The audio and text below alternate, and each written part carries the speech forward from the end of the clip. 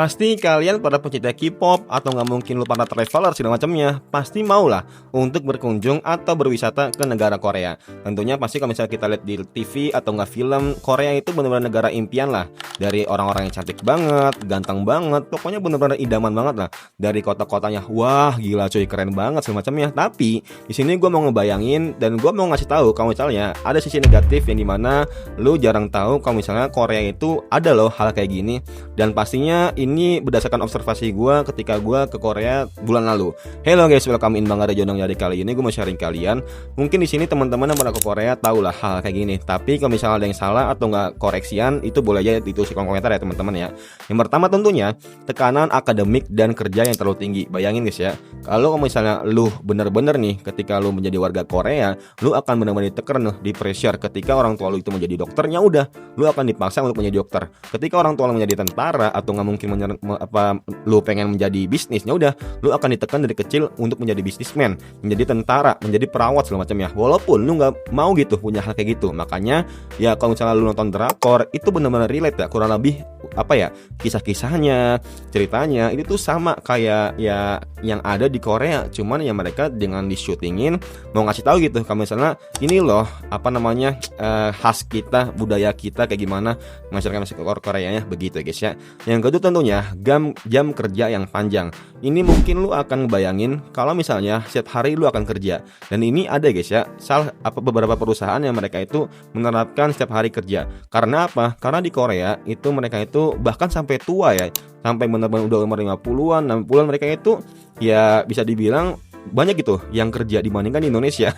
Lu di Indonesia umur 50-60an udah santai cuy, ngerokok di kebun atau nggak mungkin di teras. Tapi kalau misalnya lu ke Korea jarang banget tuh orang-orang yang udah tua mereka itu santai. Nah pastinya mereka itu kadang menjadi supir, jadi pelayan, jadi koki, masih banyak dan masih benar-benar produktif lah.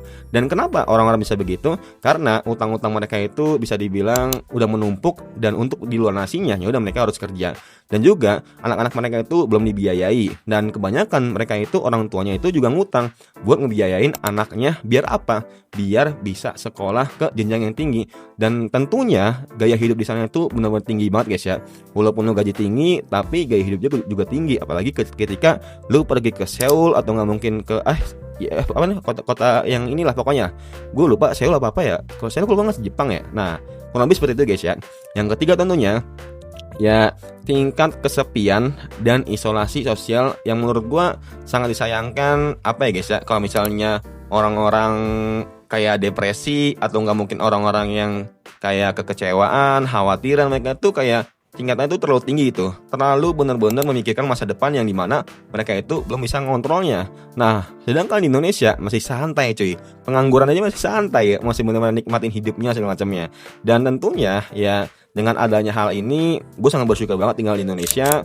Karena kalau misalnya gue kesana juga belum tentu tuh gue dapat pekerjaan yang oke, pekerjaan yang tetap. Karena di sana itu persaingan juga oke guys ya. Karena di sana juga satu lagi nih, pembulian itu pasti kalau misalnya lu berbeda kayak mungkin lu kurang ganteng atau nggak mungkin kurang cantik, tentunya ya walaupun menurut kita sebagai mata Indonesia itu udah cantik ya, tapi menurut mereka belum, ya udah mereka oplas lagi gitu. Nah dari hidungnya, dari wajahnya segala macamnya. Jadi ibaratnya belum ada kepuasan benar-benar 100% dari dirinya, walaupun mereka itu udah oplas ya. Kalau kita mah ya bersyukur aja gitu, karena kita tahu adanya agama di sana itu agama Islam sangat minim, bahkan bisa dibilang sangat rendah lah mayoritasnya lah. Karena mayoritasnya di sana itu nonis, ateis atau nggak mungkin Katolik kalau nggak salah ya. Katolik apa Kristen gue lupa. Nah menurut kalian gimana? Yang pernah ke Korea atau nggak pernah baca-baca di drakor segala macamnya, apa sih sisi negatifnya yang gue belum sebutin dan kira-kira orang tuh jarang tahu? Coba tulis aja di kolom komentar. Semoga bermanfaat and see you next time. Bye.